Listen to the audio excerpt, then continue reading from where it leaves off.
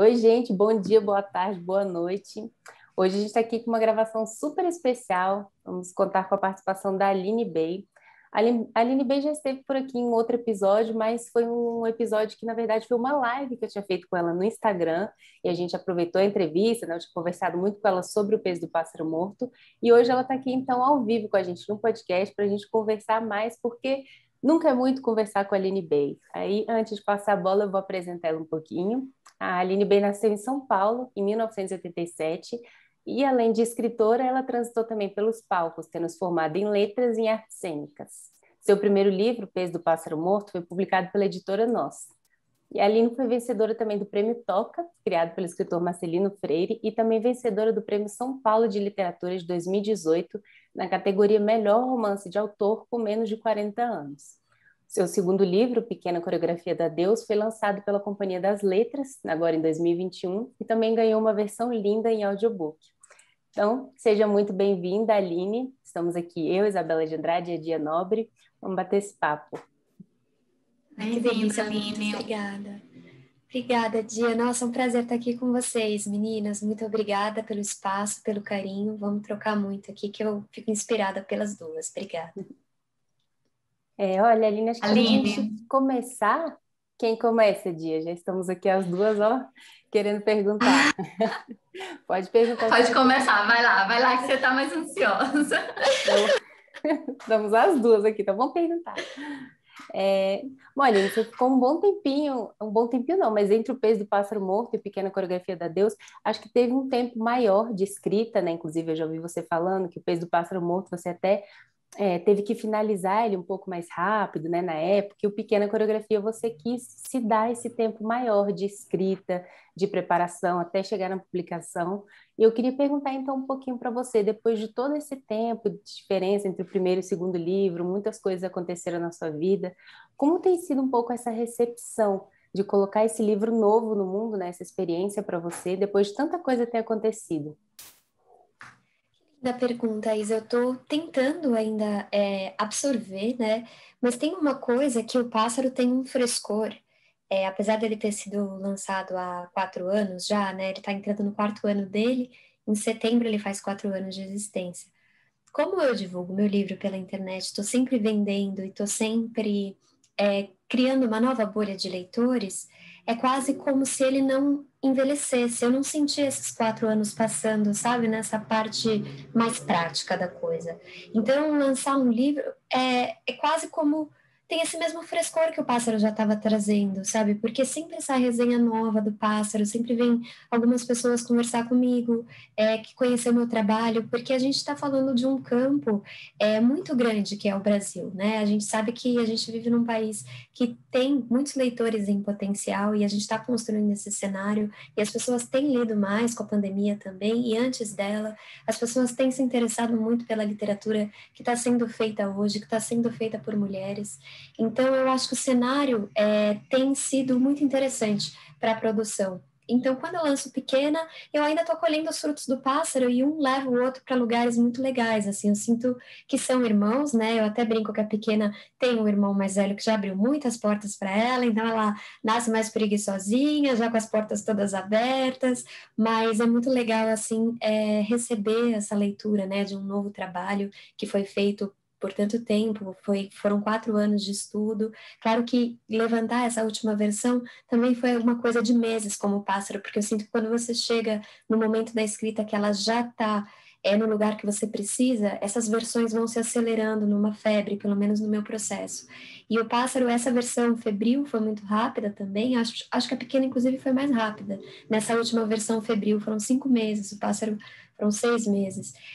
Mas, de qualquer forma, o pássaro eu acho que já estava sendo gestado em mim.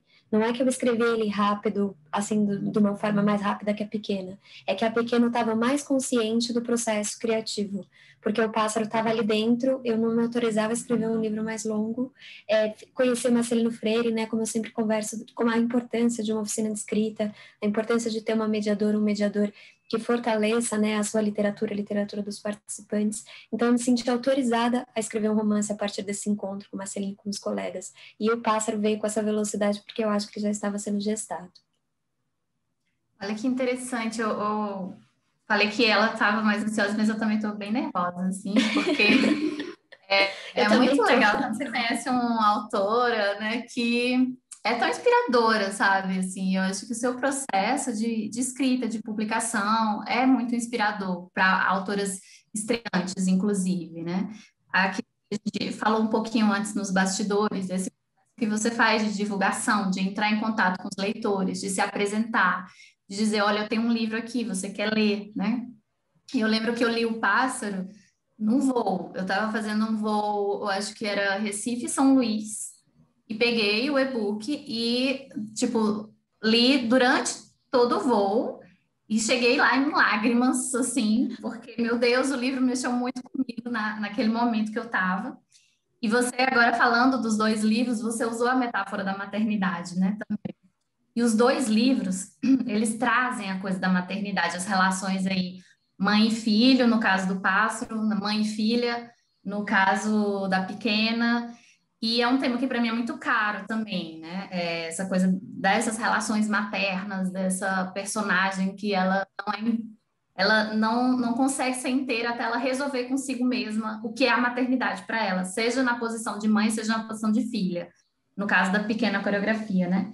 Queria que você falasse um pouco para você o que é que te motiva a falar sobre esses temas, assim, o que é que disparou para você e trouxe, né, isso à tona. Curioso, porque eu tenho pensado muito sobre os temas, assim, as obsessões que eu costumo dizer, porque eu acho que mais que temas são coisas que nos perseguem, né? Fantasmas que nos assombram, palavras que estão sempre lá. E eu sinto que o meu lugar de inspiração é um lugar pequeno. Eu vou buscar poucas pedras, eu tenho poucas pedras na mão para escrever o que eu escrevo. Eu volto sempre nos mesmos temas. E nesse sentido, eu até sinto uma afinidade. Não assim, claro, a obra da Louise Bourgeois é maravilhosa, ela é a capista, né, do livro, essa arte do Pequena é baseada numa obra dela, Estados Alterados. E eu estava lendo os diários da Louise, e aí eu fiquei muito tocada, porque ela também retoma muito a infância para criar. E ela tem um trauma central na vida dela, ela expõe bastante, né, a própria biografia como material de pesquisa e trabalho para a arte dela, e ela tem esse trauma com o pai e com a mãe, ela nasce numa família e o pai queria muito que ela fosse um menino, ela é uma menina, então isso já é uma decepção, o que era muito comum na época, né, nascer uma menina era uma espécie de decepção para a família, e ela tem esse desejo de ser artista e ela sente que ela está sempre produzindo muito mais do que precisa para agradar o pai, para ter esse olhar do pai, e aí ela descobre muito jovem que o pai tem um caso com a professora dela, que dá aula para ela em casa, e isso é uma ruptura muito grande, sabe?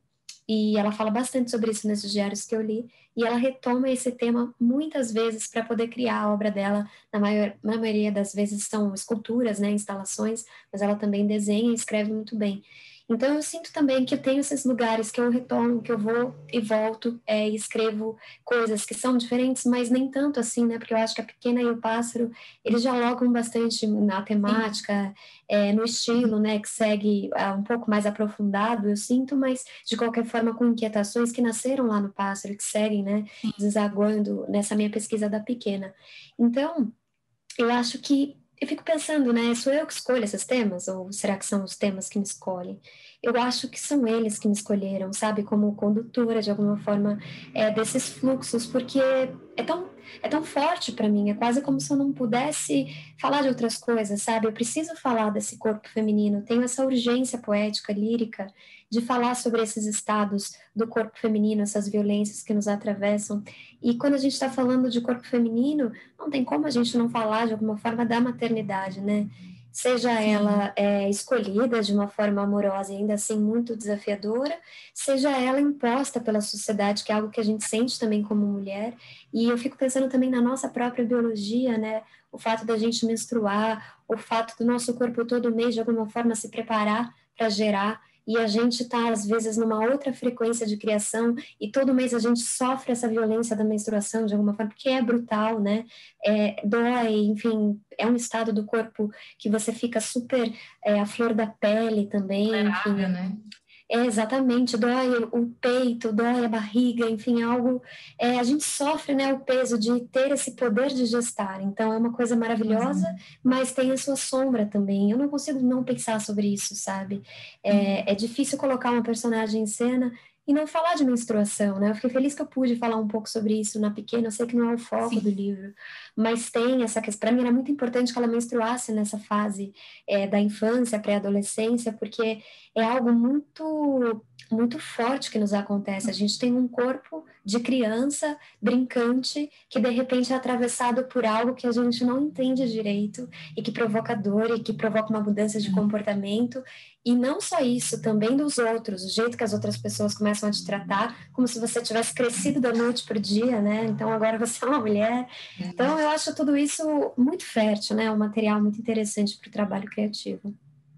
Tem um outro espaço do seu livro também que eu acho muito forte, é quando você coloca, você tem essa mãe, tem essa filha, e às vezes ao longo de uma leitura mais rasa, a gente pode até pensar, né, nessa mãe que, nossa, meu Deus, essa mãe que não enxerga a filha, né, essa distância, mas na verdade eu vejo muito essa solidão das duas e elas não conseguem uma enxergar essa solidão e essa ruptura da outra e fica cada uma ali num espaço, talvez sem conseguir, né, se aproximar e criar um entendimento entre elas. Então, acho que fica essa distância muito grande que me dava um pouco até de agonia de ler. Acho que todo mundo vai se reconhecendo de alguma maneira. Então, dava um pouco até essa ansiedade na leitura, né? E eu acho que tem muito isso, né? Como você traz essas personagens que elas vêm da infância até uma vida jovem adulta, digamos assim, né? Eu acho que no caso do Pássaro é uma mulher que ela vive mais, assim, para o leitor, né? No Pequena não, mas ambas vêm desse lugar, a gente meio que conhece essa personagem desde a infância e essa relação com a mãe, ela é muito, para mim, né? Ela é muito inquietante, porque eu tenho também como experiência a relação de conflito muito grande com a mãe, né? Com a minha mãe, no caso. Mas tem essa questão, inclusive, do próprio abandono materno. E eu vejo como nos livros, isso é algo que eu tenho pensado muito, a gente tem que ver essas personagens também, que são forçadas a fazer coisas horríveis, no caso, sei lá, do Pássaro, a mãe que não ama o filho e que coloca todo o seu amor para o vento, ou nesse caso da mãe que não consegue transmitir o amor que ela sente, né, pela filha. Como a gente é muito duro, né? A sociedade assim é muito dura para perceber que esta mulher, ela continua sendo mulher mesmo quando ela é mãe. E parece que há uma exigência, né, de que a mulher ela se tornou mãe, ela vira um outro status e que se ela não é perfeita, ela é um monstro. Então eu vejo muito no caso do seu livro, e essa temática é uma temática que me obsessiona muito também, essa temática da maternidade, dessas mulheres que a gente aprende a entender, né? De que num outro espaço, talvez, fossem mulheres, talvez num cinema, talvez em outro lugar, fossem personagens que a gente ia odiar, porque ia pensar, nossa, é um monstro, que mãe abandona o filho, que mãe não ama o filho, que mãe faz isso. Mas que aqui a gente começa a entender essas mulheres e a compreender por que é que elas agem da forma que agem, sabe? Eu acho que isso aparece muito, inclusive, no espaço que você dá na página, e era sobre isso que eu queria falar um pouco. Tanto o peso do Pássaro Morto, né, quanto a pequena coreografia do Adeus, você tem um trabalho na página que é muito, eu acho que já é uma marca sua, que é um trabalho muito interessante, de a gente acompanha o livro não só pelo que está escrito, mas como ele está disposto na página. Eu queria que você falasse um pouquinho desse processo de escrita, eu já vi você falando em algumas entrevistas, por exemplo, que já disseram, seu livro, colocaram seu livro como poesia, mas não é poesia, é um romance, né? E essa coisa da forma na página influencia bastante para que as pessoas pensem que é poesia. Eu queria que você falasse um pouco desse processo. Como foi descobrir essa linguagem e esses espaços nas páginas dos seus livros? Que lindo, obrigada, Tia, por essa pergunta. Eu sempre fico pensando, além de várias outras coisas que eu vou trazer em breve para a nossa discussão, mas eu penso muito qual que é a diferença entre alguém ler um livro para você, alguém que lê muito bem, ou alguém que você ama muito que te lê, e e você colocar o olho na página, sabe? É você ter esse contato do rosto com a folha. Eu acho que tem que ter uma experiência. Eu sempre penso que é importante que a página proporcione, porque o livro é um objeto. Ele é um objeto que tem uma função artística, né? Ele não só é um portal que carrega as letras que vão guardar a história que você está contando. Ele também pode, não é que ele deve, mas ele pode funcionar como um objeto artístico.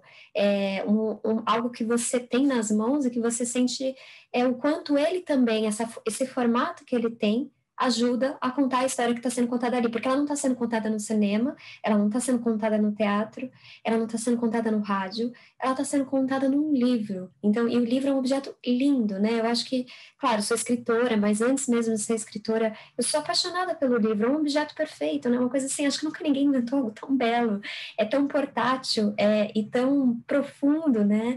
Então, assim, a gente viaja com uma coisa na mão, assim, e continua no mesmo lugar, é uma coisa absurda, né? Quem gosta de ler sabe como é bonito.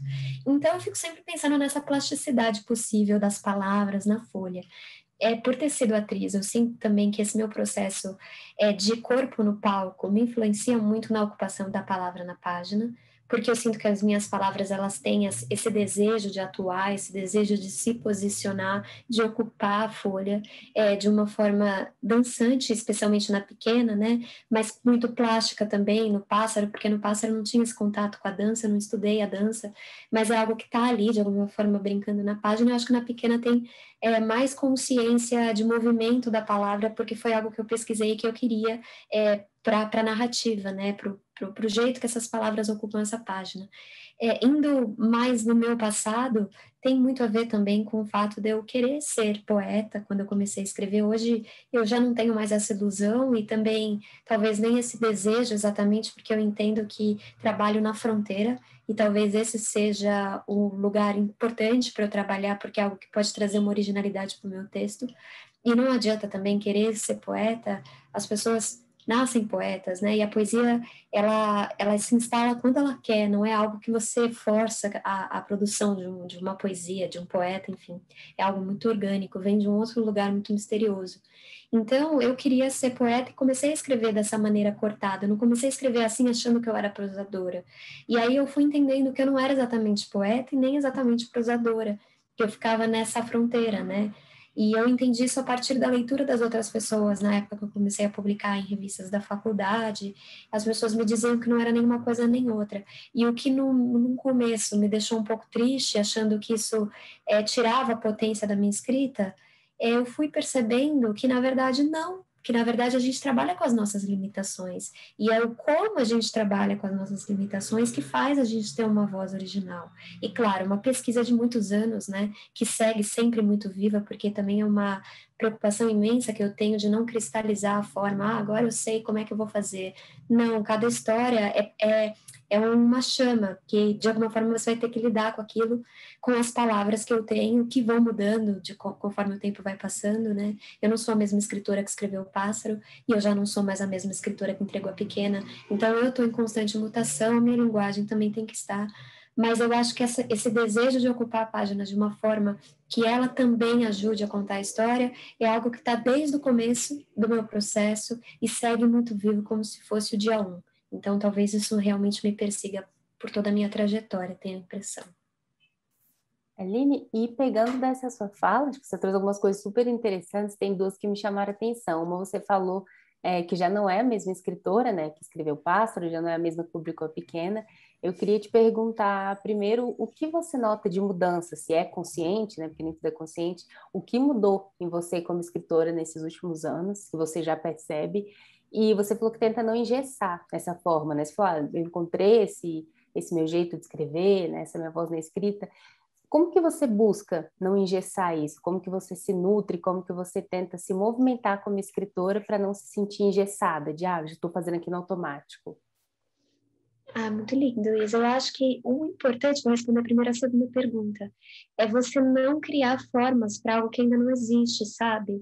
Você vai começar a escrever uma história, a forma não tem que vir antes. Assim, esse no meu processo, cada autor tem o seu, e tem autor que funciona super bem definindo toda uma forma para depois trazer o conteúdo, né? No meu caso, para que eu não deixe uma forma fria ou morta, eu preciso primeiro ter a chama. Então, um livro para mim, um conto, um poema, né? Eu não sei exatamente. Esses meus textos que eu costumo dizer mais longos ou mais curtos, eles nascem sempre de um incômodo. Esse incômodo, ele nasce em alguma parte do corpo, geralmente.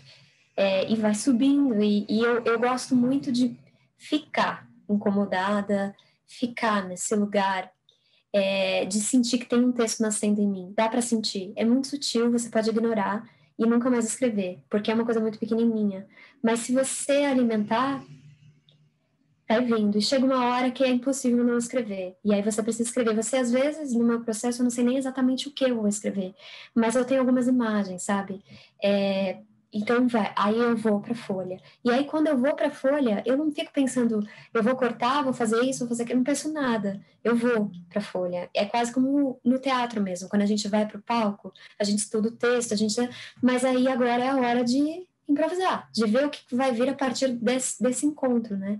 Eu acho que estar aberto, estar disponível para a história, eu vou chamar de história, mas às vezes nem é história, às vezes é uma cena, às vezes é um sentimento, uma textura, mas estar aberto para essa possibilidade de criação é uma forma que eu encontro de não engessar meu texto. É essa chama, é esse incômodo que vai me guiar pela forma da narrativa. Por exemplo, na pequena, né, que tem essa questão da fonte em tamanho menor, quando ela está se sentindo muito quebrada, não foi algo que eu pensei antes. Foi algo que aconteceu durante, porque eu entendi que a Júlia precisava desse volume mais baixo para certas dores, que não seriam no mesmo volume da outra. Mas isso só acontece porque eu estou conectada com a Júlia e não com a forma. A forma não interessa, né? Interessa a humanidade da Júlia, enfim, onde pulsa, né? O que eu posso trazer para ela.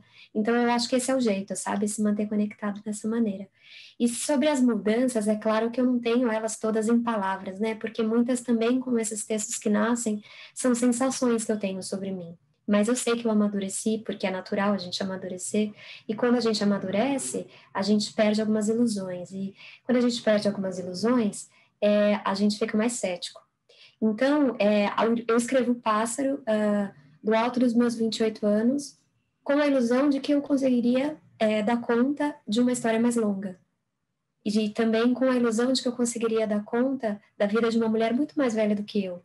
Eu já não sei se faria isso hoje, sabe? Eu, por exemplo, eu escuto a Benadine Evaristo, que é uma autora que eu admiro muito, que lançou o livro Garota, Mulher, Outras, que ela passeia por 12 personagens, de várias dicções e vários lugares de fala, várias idades. E eu vi uma entrevista dela falando, uma mulher jovem que se aventura a escrever a história de uma mulher mais velha, está louca, sabe? Ela fala isso, assim, eu achei maravilhoso, porque eu falei, nossa, eu acho que essa loucura é a loucura do início, né, da carreira, do início das nossas construções. É bonito, mas eu já não teria, acho que, essa coragem. Eu estou lendo agora o Garota, Mulher e Outras. É lindo esse livro, né? A composição dele muito interessante, porque além de transitar por várias personagens, você vai reconhecendo também nas pausas que ela dá, né, os limites dessas personagens. Eu acho que isso é muito interessante. Eu queria pegar esse gancho do que você falou, né, sobre esses limites da autoria e desse conhecimento também, que medida a nossa experiência ela alimenta também essa narrativa.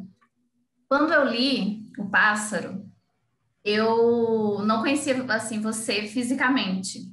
E quando eu li, eu pensava que era quase como uma biografia de alguém, quase como se alguém tivesse me contado a sua própria história. E eu pensei que você era uma mulher muito mais velha, justamente por isso.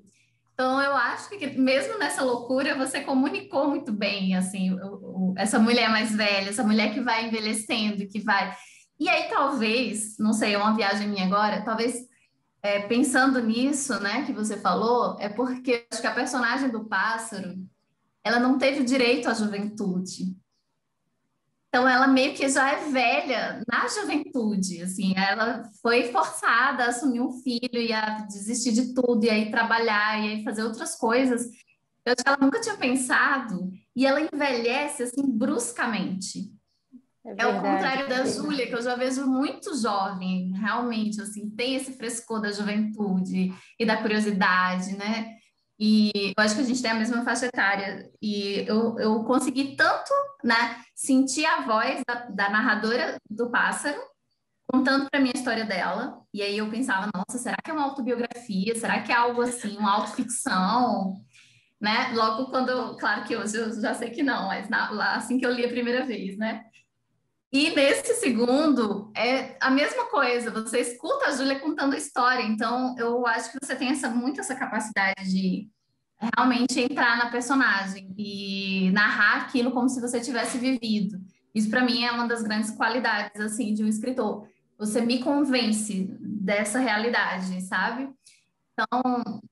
Eu acho que te ler é uma experiência muito interessante porque desperta várias questões. E aí eu queria te perguntar se como que funciona essa coisa, por exemplo, se algum leitor já chegou para você para falar dos gatilhos que a tua narrativa desperta, porque trazem temas que são muito sérios e principalmente você já adiantou para a gente, está relacionado ao fato de ser mulher. Nós sofremos várias violências cotidianamente, inclusive uma violência do nosso próprio corpo, que é a menstruação, né?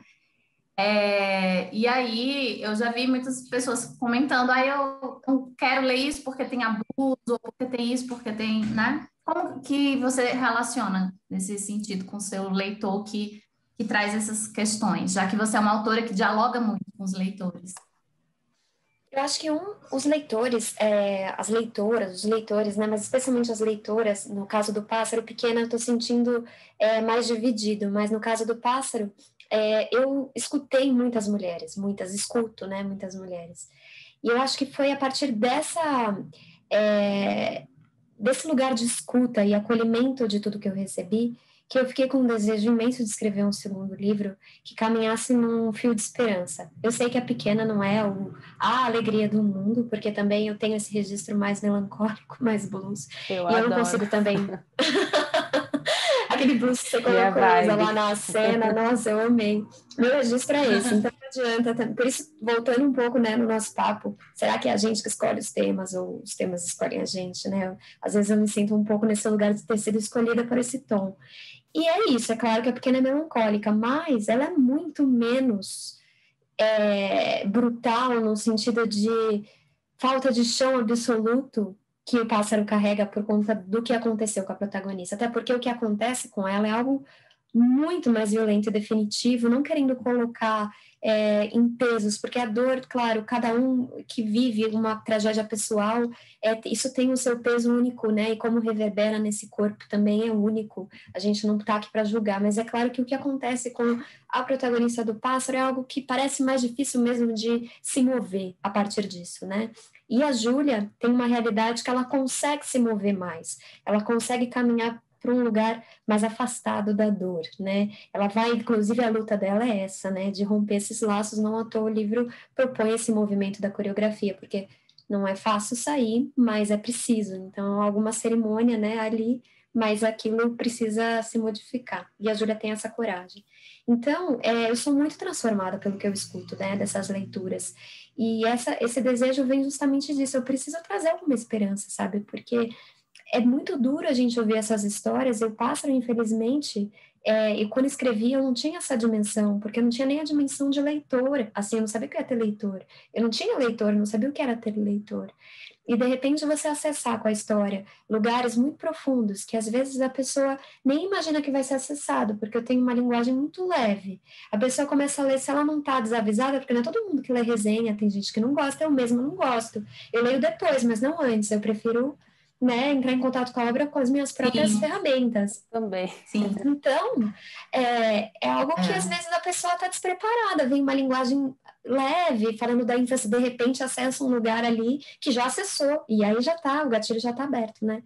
Então, é muito, muito complicado. E aí o meu desejo era justamente trazer uma história em que as minhas leitoras, especialmente, pudessem respirar mais, porque eu acho também que o pássaro carrega uma certa esperança. Eu acho que ele fala de um silenciamento justamente porque ele é um grito, e eu acho que tem um lugar também de acolhimento, mas eu queria trazer um livro um pouco onde a ternura estivesse mais presente. Eu acho que a ternura é uma palavra muito importante para mim, e eu queria trabalhar ela um pouco mais nesse livro da Pequena Coreografia, e isso é muito influência das minhas leitoras, especialmente, e de tudo que eu tenho escutado nesses 4 anos. Eu gostei bastante na leitura da Pequena, que agora eu acho que tem esse tom mesmo de esperança, que no Pássaro tem até determinado momento, né? Antes do final, um pouco antes do final. Eu também, e aí eu tenho muito isso também, eu não procuro conhecer a pessoa, nem a história, nem ler resenha, nada. Eu gosto de ler, é como filme também. Geralmente as pessoas podem me indicar um filme, mas eu prefiro zapear e ver um filme. Ah, será que eu vou gostar? E vou e coloco, né? E aí Por isso que eu depois te falei que quando eu li. Depois sim. Por isso que eu te falei que quando eu li, eu pensei, nossa, mas isso é tão profundo, é tão visceral que parece realmente que a pessoa viveu essa história. Eu não procurei saber nada de você e só depois que eu li. Aí eu fui atrás, né? E isso é muito interessante, porque primeiro esse contato cego que a gente tem com a autora ou com o autor, eu acho que ele dá muitas possibilidades para a gente não criar em cima da história antes de ler, né? E aí, quando eu li A Pequena, que eu já te conhecia, eu acho que já gera um pouco da expectativa, eu já sei o que, né? E eu fiquei esperando vir aquela porrada e não, veio um acalento, porque até o final eu achei muito acalento, assim, né? Eu me senti muito acolhida nesse final, que para mim não é um final triste, assim. Eu já vi algumas pessoas comentando que era um final triste. E aí Engraçado, eu porque em discordo, acho que Índia não. Hã? trouxe em mim, até puxando, que trouxe algo diferente, e acho que justamente por conta muito dessas relações entre mães e filhas, tem muito essa esperança quando a gente pega na personagem da a Júlia, né? A Júlia é muito isso, essa coragem de se desconectar com aquilo, mas ao mesmo tempo, como eu estava falando da solidão da mãe e da filha, eu ficava muito incomodada com a solidão da mãe, que parecia não ser uma solidão possível de sair, sabe? Como a da Júlia, que a da Júlia ela encontrava esse espaço Ela de não, encontrou, né? ela encontrou, ela Exatamente. ia e encontrava. E aí eu às vezes eu ficava ali olhando a mãe e falava, caraca, que isso, né? Aquilo me levava para tantas mulheres que eu conheço exatamente assim, né? Mães em casa, e aí tem esse ponto, que era esse contraponto da Júlia, né? Que era acho que a parte mais triste, eu acho, é essa solidão sem fuga da mãe que eu encontrei. Foi muito por aí. Aline, Eu e acho. você tem. Oi, desculpa. Todas Desculpa. Não, falando. eu vou comentar só o que a Isa falou, mas eu acho que você tem razão, e eu acho que se tem um espelho possível, eu acho que a Dona Vera e a protagonista do Pássaro têm um lugar parecido de mobilidade, né? As duas, por motivos diversos, eu acho que também a Dona Vera, ela teve uns privilégios que a protagonista do Pássaro não teve, mas a vida dela estagnou num lugar de muita dor também, e ela não consegue se mover, né? É uma personagem que não se Exato. move. Ela tá na mesma, ela é uma árvore, né? Ela tá na mesma casa, ela fica nessa mesma vida por todo o livro. Eu sei que o livro é um começo de trajetória da Júlia, mas não da Dona Vera. A Dona Vera já está numa vida mais longa, né? E é E isso, a gente quer esse lugar. é como se existisse uma possibilidade de sair, mas ela não consegue, né? É Ela não imóvel, essa consegue. mobilidade que você disse. Isso é Porque é o angustiante. contraste que eu queria com a Júlia. Porque eu acho que a Júlia tinha tudo para ser a Dona Vera. Assim, Sim, como a Dona Vera também era muito parecida com a mãe. Né, que eu queria essa geração, por isso eu trouxe a avó, porque eu queria essa coisa da geração de mulheres abandonadas, né, quase como um karma de família, e o que a gente faz a partir desse abandono, é mais nesse sentido, cada um tem as suas ferramentas, não é todo mundo que lida do mesmo jeito com determinadas perdas, né, tem gente que sofre uma perda, e isso de alguma forma traz uma vontade de ir para frente, e tem gente que para, né, que fica mais imobilizado, cada um tem um jeito de lidar. A Júlia tem ferramentas que estão muito conectadas com a arte. Eu acho que é isso que faz ela se mover, né? Ela se verdade. descobrir uma artista. Por isso que eu acho que é a tábua de salvação dela, esse lugar da criação. Ainda que não seja um momento no livro, porque a gente está falando de começos em que ela explode como artista e tem sucesso, não é esse lugar, mas muito mais um lugar de descobrir em si o registro da criação. Talvez se a Dona Vera tivesse continuado cantando, lidasse com essa... Talvez ela conseguiria trazer para a arte dela essas dores do abandono e lidar de uma forma mais saudável com tudo, né? Então, acho que tem essa questão da arte também. E acho que é uma das partes mais bonitas, isso que você falou. A gente vai até, e querendo ou não, a gente escreve, faz isso, faz aquilo. Você vai lendo, você vai encontrando vai vendo esse encontro da Júlia com a arte, a gente vai, acho que até relembrando um pouco, né, esses primeiros encontros, pelo menos comigo foi muito assim, eu ia lendo e eu lembrando, caramba, era isso, é como se fosse, é isso que salvou de alguma forma, sabe? Alguém te jogou essa boia e você pegou. Então, realmente é bem bonito acompanhar esse encontro da Júlia. E só lembrando uma coisinha antes da gente puxar para a próxima pergunta, a Dia estava falando, eu tive um pouco aquela sensação quando eu li O Peso do Pássaro Morto, que eu não te conhecia muito bem ainda, né? Aliás, não te conhecia ainda, acho que eu não lembro como chegou o livro, eu estava numa época que eu estava começando a buscar mais essas leituras e tal, começando a buscar mais leituras de mulheres, e aí depois que eu tinha lido, passou um tempinho, acho que 2019, em fevereiro, que teve o encontro do Ler Mulheres com seu livro, não foi? Foi. Foi quando eu estava ali quase mudando para São Paulo, eu estava ali nos últimos tempos de decidir, eu mudei em maio, e aí, em fevereiro, eu vim para cá, eu ia ter uma festa de lançamento na Patuá. E aí, eu descobri aquele encontro, eu fui o primeiro Ler Mulheres que eu fui em São Paulo, e foi incrível. Foi lá no No Centro Cultural Vergueiro, Cultural, né? isso, Centro Cultural de São Paulo. E aí foi lindo, eu ficava assim, essa é a Aline, eu escutando, e as meninas todas comovidas, e a Aline maravilhosa, lendo e falando do livro. Eu lembro que aquilo me deu uma catarse. E aí eu fiquei muito animada. Eu falei, nossa, é por isso que eu vou mudar para São Paulo, olha só, tudo incrível. Aí vem o coronavírus e diz, olha, Nossa, cuidado. ainda bem que eu vim em 2019, gente. Eu consegui Deu para aproveitar um aproveitar, né? pouquinho. Foi lindo, Mas, Isa. Eu Aline, eu lembro queria... tanto do nosso encontro, lembro muito, assim, da nossa troca, tudo. Foi muito especial para mim também. É autografado o Peso do Pássaro Morto, foi desse dia. Lindo. Ai, que lindo. Esses encontros são muito potentes, né? O nosso último episódio foi com a Michelle Henriques, Ah, que que linda, ela é é maravilhosa. uma das fundadoras, né, idealizadoras do Leia Mulheres. A gente falou muito sobre como esses encontros são muito potentes, né? Mas eu queria te Exatamente. perguntar, falando de autoras que inspiram, né? Se você tem, assim, autoras que foram marcantes para você, de alguma forma, e que meio que te mobilizaram, eu quero fazer isso também, eu quero escrever também, enfim. E quem Tenho, seria, né? eu tenho, assim, um altar mais fixo, né, digamos, porque ele tá meio mutável há muitos anos, mas como eu sou leitora, tá sempre em constante transformação, né, essas referências também, porque tem a ver com o livro que eu quero escrever, tem a ver com a mulher que eu sou hoje, a escritora que eu quero me tornar, então isso tudo vai se transformando. Mas tem duas que estão na base há muito tempo, que é a Clarice Lispector e a Hilda Hilst. Essas duas me acompanham mesmo, mais a Clarissa, né? A Hilda, eu tive um contato inicial com ela que foi um pouco... eu não estava pronta para a energia que ela me trouxe. E depois, quando eu comecei a escrever, eu comecei a ler mais a Hilda. E é muito forte o que ela proporciona, assim, para mim, ao ponto de eu, às vezes, ter que me afastar da literatura dela para depois voltar, porque ela muda o centro da minha criatividade, assim, ela muda meu eixo. E eu começo a escrever um pouco querendo ser Hilda, né? E não é possível fazer isso. Então, ela tem que me influenciar não num lugar de me transformar a minha essência, mas, enfim, é muito bruxona, assim, maravilhoso o que ela faz, né? E a Clarice também. Mas essas duas se mantêm, assim, num altar, para mim, muito, muito grande, assim, muito intocável. Mas tem outras referências que estão em constante mutação. A Patti Smith, por exemplo, também é uma autora, uma artista que eu amo, porque ela é uma multiartista, né? Ela é cantora, ela desenha, ela fotografa, ela escreve maravilhosamente bem. Eu amo artistas que trabalham no limite das artes, que traz uma arte para outra, sabe? Que mistura, porque eu sinto que é também esse lugar que, apesar de eu ter vivido o teatro e a literatura só, como espectadora, o cinema, as artes plásticas me influenciam muito, ainda que eu não entenda de fato profundamente isso, mas só vislumbrar um pouco, né, essa energia criativa de outros lugares, nossa, me inspiram muito.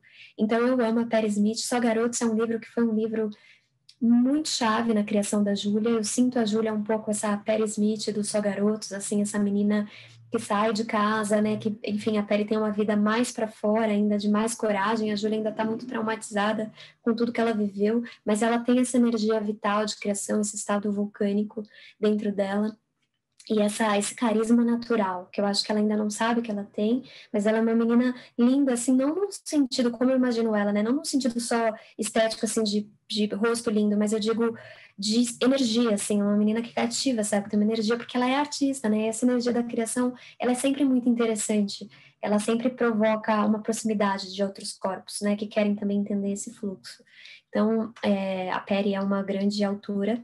A Carson McCullers também é uma autora americana que eu tive contato com o livro dela quando eu estava no processo da Pequena, A Balada do Café Triste, que é um livro de contos, mas é um livro que me influenciou muito na criação, porque com a Carson eu entendi que é possível descrever um pouco mais.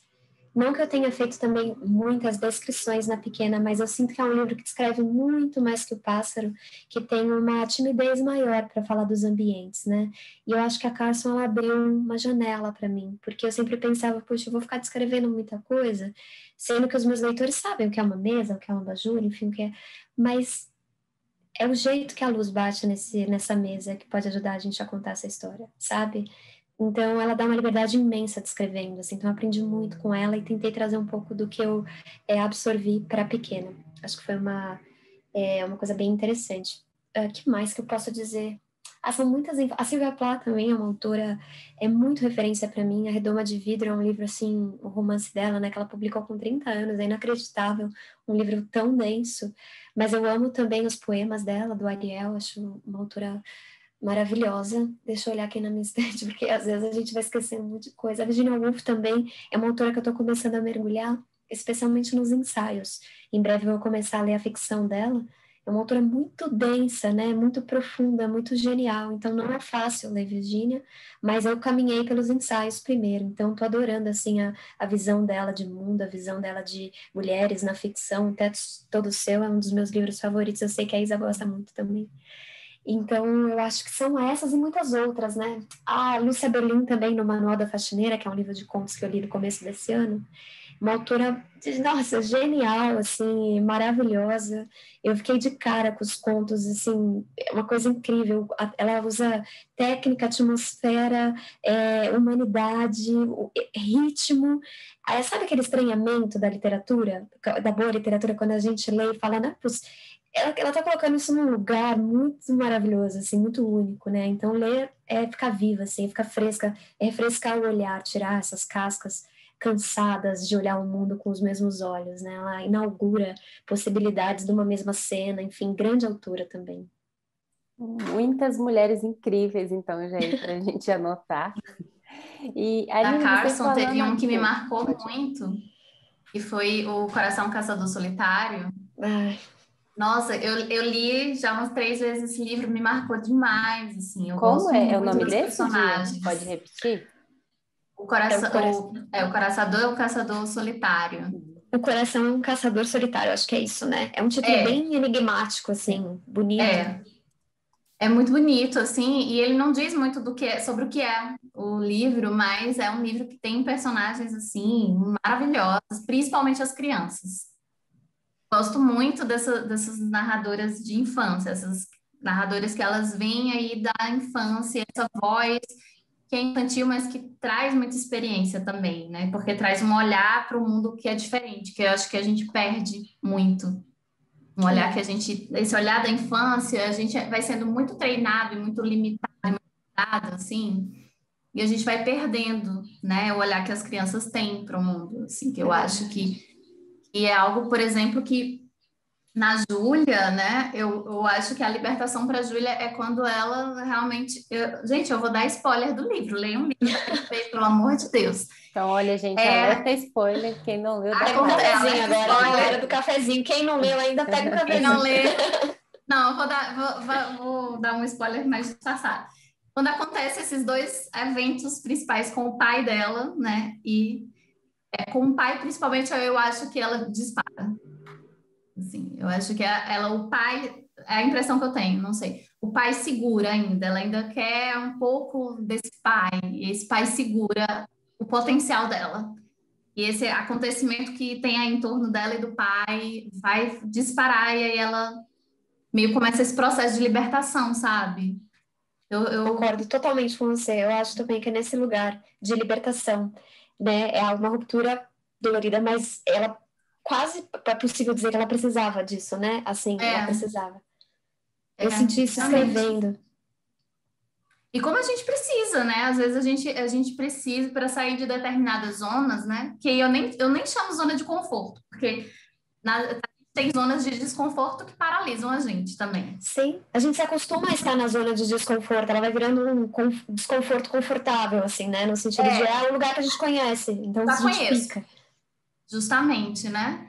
E aí ela tá naquela ali, nessa zona, e eu acho que, como todas as mulheres, em algum momento da vida, precisa de grandes rompimentos para poder realmente dizer, peraí, já deu. Esse desconforto aqui já deu, eu vou procurar outros, né? Então, eu acho que ela traz, a personagem, ela traz muito isso. Uma coisa que eu acho muito bonita é a relação dela com a Madame. Eu acho assim Verdade. que você trouxe essa personagem da Madame, que é aquela personagem que você não diz tudo sobre ela, e a gente imagina muita coisa da vida, né, dela, o que ela poderia ter sido. E aí se cria esse laço entre elas que não é maternal, assim, que parece maternal, mas que é de uma cumplicidade que para mim ela transcende a maternidade, porque eu acho que a maternidade, no sentido social que a gente conhece, ela está sempre muito limitada por essas relações também de dependência e de um vínculo que é diferente. Eu acho que com a Madame, ela cria uma cumplicidade ali de, ó, essa mulher aqui, talvez eu possa ser como ela um dia, ou ela pode ser, né, me inspira a ser mais do que eu sou, enfim. Então, eu achei, assim, muito legal essa relação com a Madame, essa personagem que veio para ancorar ela também, para trazer ela para a Terra e dizer, olha, vem cá, fica aqui, vai atrás do que você quer, né? E eu gostei muito desse ancoramento que você deu à personagem, porque ela está aí sempre viajando, transitando entre a mãe e o pai, e essa vida que ela queria ter e que não tem, e a Madame vem e puxa ela para baixo, assim, e diz, ó, vem cá, sabe? Eu gosto muito, muito dessa saída que você deu para a Júlia, né? Esse lugar de conforto aí que você deu no meio do caos. É verdade. E assim, só pra ver se eu entendi, essa personagem que você fala da Madame, na verdade é a viúva argentina, não é? Ou é a Isso, Madame? É porque a Madame mesmo, ela é a a Madame, ela é dona a a dona do professora. café. Ah, sim, não, porque tem a Madame, que lá atrás é a professora de balé dela, que é uma Sim. personagem enigmática, mas também um pouco cruel, né, com ela, assim, no Sim, sentido não, não, eu falo Não, que acho que da ela não tá dona trazer o falando acolhimento da da Vanessa, outra. mas da viúva argentina, é porque são, Isso, são nomes, da assim, Madame Argentina, da diferentes, né? Argentina. Não, mas quando você estava descrevendo, eu sabia que era viúva, mas eu falei, não, é que É. poderia ser uma madame também, de alguma forma, né? São Sim. nomes um pouco Mas é porque, como ela é simbólicos. argentina, aí eu fiquei A muito gente com essa pensa ideia numa da madame, madame. dessa Uma madame do madame, tango imagina, é argentina. verdade. Ela é uma personagem, assim, Mas né, é com esse dela que eu tô nome, falando, é. mas é ela Ela mesma. veio. Ela é uma das minhas personagens favoritas do livro. Assim, Ai, que linda. Eu gosto encantada com muito ela. dela também. Nossa, eu adoro a Viúva. Foi uma construção assim que eu fiz. E assim, fiquei numa apaixonite por ela, porque eu acho que é uma mulher muito admirável. Ela vem de uma trajetória, ela tem essas histórias que estão, né, nesse corpo dela, que de alguma forma vão se revelando um pouco no decorrer da narrativa, mas é quase como se eu senti vontade de escrever um livro para ela, assim, porque eu achei é uma mulher muito forte, que reconstrói todo um lugar que estava desmoronado, né? Enfim, Sim. com a força desse desejo, carregando a morte no corpo. Por isso que eu queria também, de alguma forma, que ela carregasse esse viúva, né? Porque ela Sim. carrega essa morte, essas perdas também. Carrega o nome de um país, é uma mulher que constrói e que dá afeto de uma forma genuína. Ela trata todo mundo na pensão bem. Ela não é só a Júlia, mas é claro, com a Júlia ela tem uma relação especial, né? Materna, como você diz, e ela é essa âncora, ela é essa pessoa que faz a Júlia ter vontade de voltar para casa, né? Ela se sentir acolhida, se sentir segura e ao mesmo tempo livre.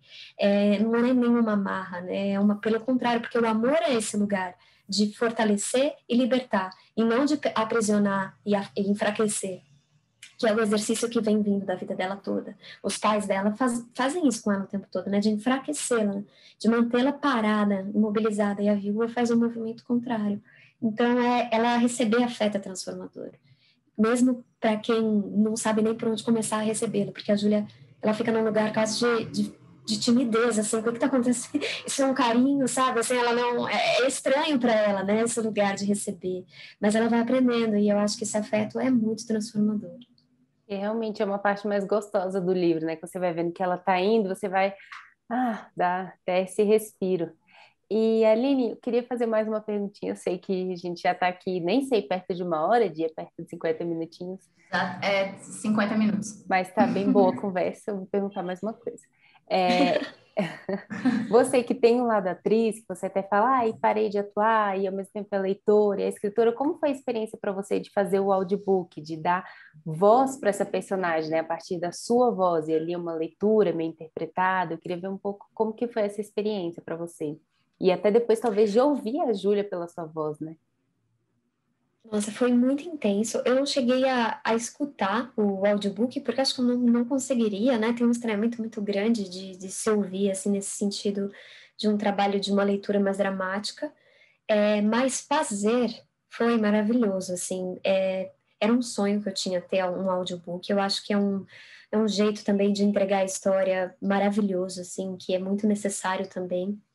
E aí assim, a companhia tem, né, essa questão de já fazer o audiobook no lançamento, e eles contratam atores, né, para fazer, e eu fiquei super feliz que eles falaram, mas se você quer fazer, para fazer tal, super enferrujada, né, não faço nada há muito tempo, apesar que eu gravo muito os meus textos eu mesma, mas não inteiro, assim, né, eu gravo as cenas, mas eu nunca sentei na cadeira e só levantei depois de terminar o primeiro capítulo, e aí depois no segundo dia eu gravei o segundo e o terceiro, que são menores, né, mas foi um exercício muito bonito de entender a musicalidade do livro como um todo, de alguma forma vivenciar a Júlia um pouco mais distanciada, porque como escritora eu vivencio, mas eu também orquestro, então é um passo aqui, outro ali, né? Assim, eu fico Júlia, mas fico Viúva Argentina, fico Sérgio, fico Vera, são todos criando também de cima.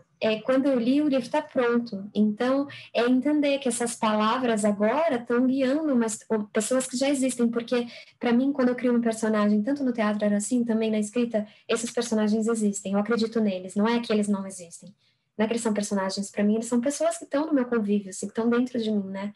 Então, foi lindo, assim, dar essa voz, dar essas camadas, e sentir o peso também. No primeiro capítulo, que eu só levantei da cadeira depois que eu terminei, que eu sinto que esse Júlia, né, é o capítulo que carrega os traumas todos dela, né, é onde a gente realmente descobre qual que é a família que ela tem, o lugar que ela vem, e os outros capítulos, eu sinto que é um lugar onde a Júlia ajeita o corpo, ela apruma o corpo para o voo, então eles têm uma leveza diferente. Eu senti um peso imenso no corpo depois que eu terminei, sabe, assim, de uma coisa assim de, puxa, entrei em contato com esse material tóxico, né, da família da Júlia, de um outro ângulo, que é o ângulo da atriz, e não exatamente da escritora. Então, para mim, foi maravilhoso. E até foi legal, assim, no audiobook que os meninos que estavam coordenando lá no estúdio, né, é legal que você grava no estúdio de rádio, eu também amo, assim, rádio, adoraria trabalhar em rádio, porque eu amo rádio. Eles falaram, nossa, você não erra nada, você sabe todas as palavras e tal, né? E eu falei, cara, mas é muito louco, porque são tão escolhidas essas palavras. Cada palavra que tá lá, eu sei tanto que ela tá lá. Tipo assim, se tem uma palavra que eu não pus, que alguém colocou na hora, assim, sabe? Assim, eu olho e falo, essa palavra não é minha, tira essa palavra daqui, assim, não tem como me enganar, eu sei tudo que tá ali, assim, é raio-x. Então, foi super legal ver que essas palavras são muito minhas. Eu escrevi com tudo que eu tinha, então foi um processo libertador, inspirador, eu amei fazer. Muito legal. Tem alguma coisa para perguntar ainda, Dia? Não, eu queria fazer um comentário que, é, voltando para a coisa só dos personagens, assim, porque eu amo, assim, os personagens que você cria, eu acho que a gente consegue se conectar com eles, né? E eu gostei muito que você não deu uma resposta romântica para a Júlia também, no É sentido, verdade. ela não se envolveu com o filho da dona do café, e a relação que ela estabelece com o outro, como é o nome dele agora? Isso. Esqueci. É o Maurício. O Maurício não é uma relação que vai definir a vida dela, que assim, é que tá ali, vamos, é uma decisão que eu tô tomando momentânea ali para resolver um problema, não para minha vida. E eu acho que é algo que no pássaro você também dá, você não dá essa resposta romântica, o amor vem através do vento, né? E eu gosto muito disso, essa sua escolha, posso dizer assim, que é uma escolha, né, de não dar essas saídas fáceis para os personagens. Em algum momento que eu estava lendo, eu pensei, nossa, será que a Júlia vai ficar com esse cara? Mas esse Eu cara é também tão assim. pensei. Falei, mas sabe? será Ai, que ela vai não, ficar com esse cara, não, por vai embora com favor. ele? Vai ser isso? E Não é eu ficava, possível. não, por favor. E aí, quando ela tá lá, né, com a viúva argentina, a Madame Argentina, né? Quando ela tá lá com a Madame Argentina, que a Madame diz, vai com ele. Ela, ai, não vou não. E eu, nossa, ainda tem Júlia. Fica. E eu acho isso muito legal. Na verdade, não é uma pergunta, é mais um comentário, porque eu acho que isso traz muito para a gente pensar como muitas narrativas, né, que envolvem mulheres ainda pensam esses caminhos românticos para as mulheres, como se elas não pudessem ser por si. Então, uma coisa que eu admiro muito na tua escrita é que essas personagens elas são elas por si. Então, apesar de terem outros personagens ali que estão dialogando, que estão conversando, que até determinam um pouco as escolhas, mas elas realmente entram em contato com algo muito mais profundo, que não depende necessariamente do outro, sabe? É mais um comentário de Tiete mesmo, assim, de como, de como essas personagens a gente se envolve tanto a ponto mesmo de, né, pensando nessas trajetórias que elas constroem também, sabe? Porque eu acho que a personagem, ela constrói. Eu acredito muito na ideia de que eu não sei muito bem o que vai acontecer com essa personagem. E eu sinto um pouco isso, assim, na sua narrativa. Ela vai acontecendo, Total. né? Então, assim, eu não sei qual é o final do livro. Eu sei que vai chegar, talvez eu vislumbre um pouco o final, mas essa personagem está me dizendo o que vai acontecer. E você não traz essa saída fácil, da saída romântica, sabe? Eu te admiro muito por isso, assim, já é um ponto muito massa, assim, para mim, né? A gente pensar a mulher pela mulher e não a mulher segundo o homem, sabe? Segundo... Não, que lindo essa sua leitura, assim, essa sua sensibilidade. Nunca ninguém tinha me colocado tão claramente isso. E é algo que eu penso muito, sabe, na criação. E no caso da Júlia especificamente, eu acho que assim, escrever uma história de amor é lindo, assim, seja ela de qual for, né, qual corpo estivesse relacionado com outro corpo. É muito difícil escrever uma história de amor, porque é algo super complexo também, né? E eu acho que escrever uma história de amor não é só escrever uma história de amor romântico, também a gente tem que pensar nisso, são várias possibilidades de encontro e casamento durante a nossa vida. A gente pode se casar com o nosso cachorro, que é o caso que acontece com a minha protagonista do Pássaro, né? Que não é exatamente um casamento, é uma maternidade, mas é a família dela, né? Esse grande cachorro não deixa mais ela sentir a solidão que ela sentia. E no caso da Júlia, para ela, é muito complicado entrar num lugar de relacionamento. A gente tem que pensar, ela está com seus 20 e poucos anos, ela está muito ferida. O que ela conhece como relacionamento é uma, uma guerra dentro de casa, uma tristeza sem fim, um luto constante.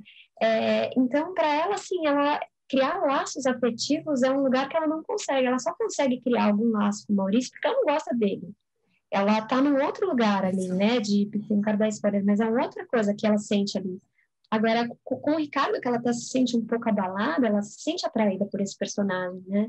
É alguém que também ela se sente atraída, não exatamente pelo homem que ele é, mas pela vida que ele vive, que é a vida que ela quer viver. E eu acho que é isso que tem que ficar claro também. Não é só, o Zé vai me salvar. É tipo, ele estuda filosofia num lugar que eu gostaria de estar, eu quero ser foda, eu quero essa vida, então eu me apaixono por esse estilo de vida também.